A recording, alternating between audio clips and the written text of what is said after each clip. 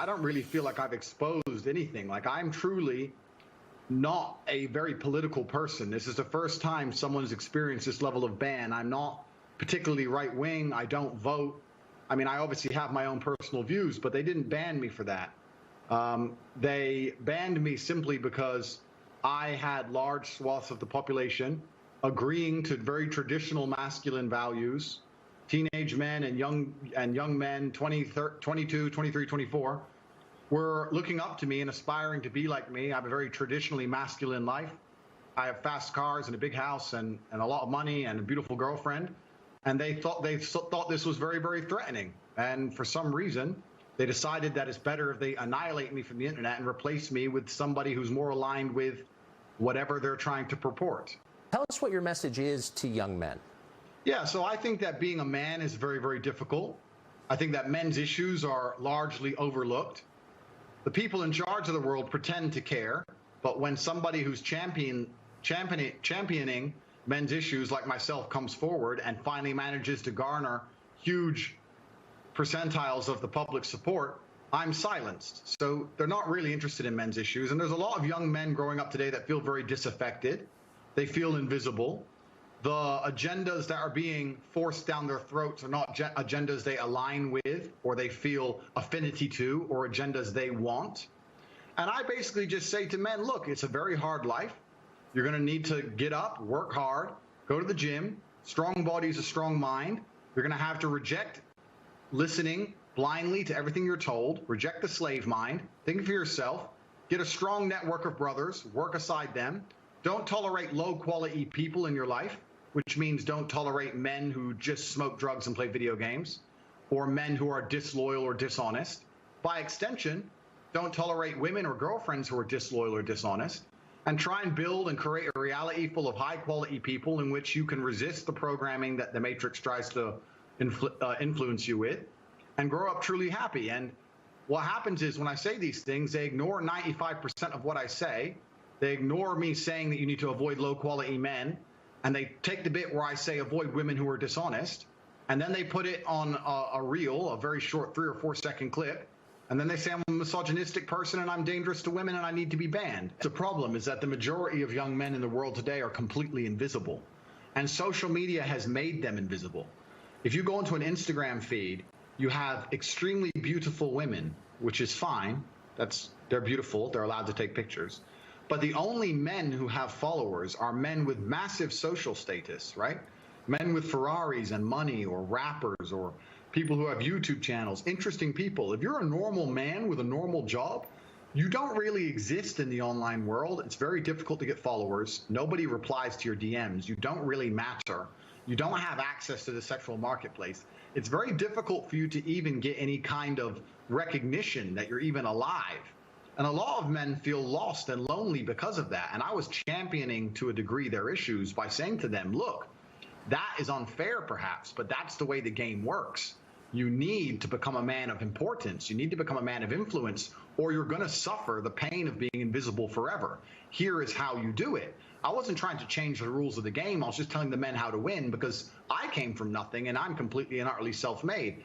And I think the reason a lot of men are so depressed is because they feel invisible. They feel like life is too hard. Women expect me to be strong and smart and funny and interesting with a nice apartment and a fast car and tall and well-connected and funny. And it's just too much for them to handle. And the social pressure on men is absolutely immense. And I was championing their issues. And at the same time, all these social media platforms pretend to care. As soon as somebody they resonate with stands up and champions their issues, they mass blanket ban me, which shows they have absolutely no care for the young men of the world today.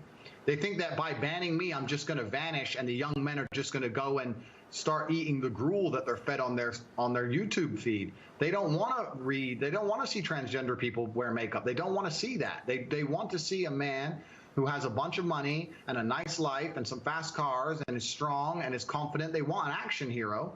And that's something that large portions of the world still want to be. And YouTube and social media platforms obviously just don't like the idea of that. They want to get rid of me and try and replace me with something they see as far more malleable trying to create people which are more malleable and more easy to program and more easy to control. So news accounts in the United States say that the U.S. Embassy in Bucharest, Romania, was tipped off to your misdeeds and alerted the local authorities you might be committing human trafficking. Given that this is the same charge they leveled against Julian Assange, or a species of it, skeptical, but I want to know the details. Were you arrested for human trafficking? What happened? Yeah, I was not arrested. So what happened is I suffered from a case of swatting. It's very popular with people who are large on the internet. Many large YouTubers have been swatted. It's where you call the police and you say somebody has a gun or there's a hostage situation and the SWAT team arrives. Somebody made a phone call to the American embassy saying that I was holding women at my house. The police arrived. And let me state this now. I state this openly to the world. I have absolute respect for the police. I would hate to live in a country where if you call the police saying women are being held against their will, that the police don't respond. That would be terrible. Of course they should come and look. Absolutely. They turned up. They investigated. They realized that nobody was in the house against their will. There was no crime committed. They said, okay, you're not a suspect, but you are a witness to this, along with me, my brother, the housekeeper, the gardener. Everybody who was in the premises at the time was labeled a witness. We had to go to the police station for 45 minutes for pieces of paper. We filled them in and we were let go. I was swatted. Nobody was hurt. There's no human trafficking. There's no women who were tied up. There's none of these things. It's all just complete fallacy. You probably made some of these companies mad with your views on COVID. So sum up for us, if you would, what you think the response to COVID globally did to the populations of the West. Yeah, so I certainly made them mad with my views on COVID. I don't want to go to conspiracy theory, and I would also never kill myself. Let me just say that here for the record. But okay. At the time of COVID first being announced, my brother and I decided we sat and had a very logical conversation, and we sat and said, we're two young fighting age males.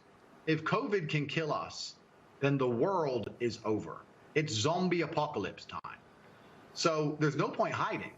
We may as well go out with a bang. So my brother and I flew to Stockholm, Sweden. Now, I don't know if many people know this, but Sweden never closed down. Stockholm and Sweden never closed down, never made you wear masks, never mandated the vaccine.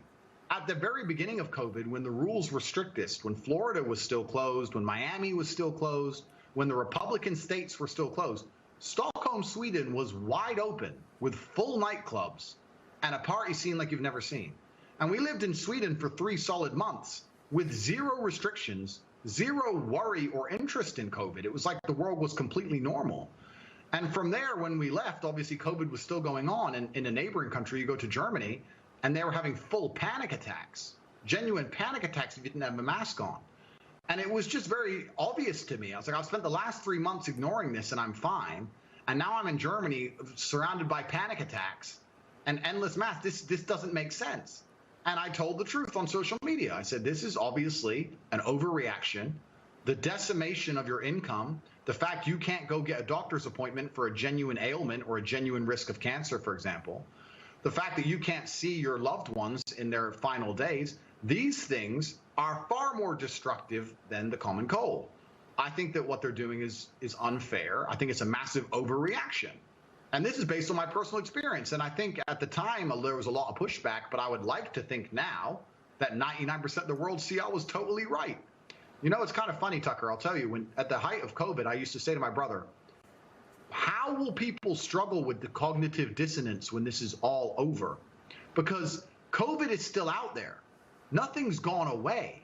The thing that we were all hiding from is still right there, out there to get you.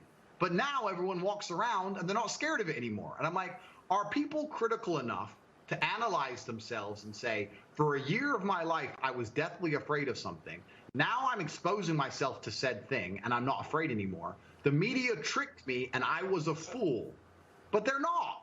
They don't even seem to self-analyze and go, I got tricked. They're just like, oh, okay, next thing. Hey, Andrew now. Like robots. It's mind-bending to me, truly. So I saw you compare the experience of rich people under COVID, you're one of them, to everybody else. What did you notice about that? It seemed like a two-tiered response. Yeah, so the story was very simple. I was flying inside of Europe. There's a lot of low-cost air carriers. It's only low cost primarily. There's not much first class, business class, anything like that. And I was flying, and my experience was plagued by endless paperwork, wearing a mask, put the mask over your nose. Every time you eat, you have to put the mask on in between. I got told off for not having the mask up high enough. I got told off for drinking too long because my mask wasn't on. Pure panic and chaos. And because I'm fortunate enough to be fiscally secure, from there I decided I'll just buy private jets from now on. And when I bought a private jet, there was no masks, no paperwork, no mask at the airport when I landed. My air stewardess was not wearing a mask. My pilot was not wearing a mask. COVID didn't exist once I bought a private jet. Very interesting. Maybe if you're rich enough, COVID can't take, maybe COVID's scared of money. I'm not sure. But it seems that everyone who's flying on private jets never had to worry about COVID ever. It's just the people at the bottom who had to worry about COVID. And it's kind of interesting, right? Life's always been two-tiered. There's always been this separation in regards to fiscal access. But I think a lot of people in the world today don't realize that it still very much exists. And a lot of the rules are only the rules for a certain class of people. And once you pass a certain wealth index or a certain level of money, that you can do basically whatever you want. And COVID really highlighted that to me. And it's truly sad. I mean, it's easy for me to make a joke of it, but when I would fly on a private jet and do whatever I wanted, or go to Sweden and party in nightclubs and do whatever I wanted, and then I'd come to, let's say, England and see my friend who couldn't go see his dying grandmother because of a COVID restriction, that's truly sad. That's truly criminal. It's really crazy what's happened and how the world's just moved on, and the cognitive dissonance that people don't have enough respect for themselves and for the truth to analyze how they were so easily fooled. It's really sad to even think about, but maybe that was the beginning of me being disliked, by just pointing out my human experiences during the pandemic. But I want to tell you something that's actually kind of scary about this banning. It all came so hard and so fast that I don't know if they all just follow each other. I don't know if they're all influenced by each other. I don't know if there's someone above them all. I don't know. But when they go to cancel you, ladies and gentlemen, it comes hard and fast. You lose your Facebook, then your Instagram, then your Gmail, then your Discord, then your website hosting, then your domain name, then your payment processor, then your bank. Then it's just like in real time, you're watching your phone and apps just exploding. Boom, boom, boom. It's crazy. Andrew Tate, you don't have to agree with everything a man says to believe he has a right to speak in public, and we do believe that. No one gets to tell you who you can watch. No one gets to tell you what you have to think. No one gets to tell you who you have to hate. You're an American and an adult. You can make those decisions yourself. So why don't they want you to hear from Andrew Tate? If they really think he's a worse influence on the youth than, say, Cardi B, tell us how.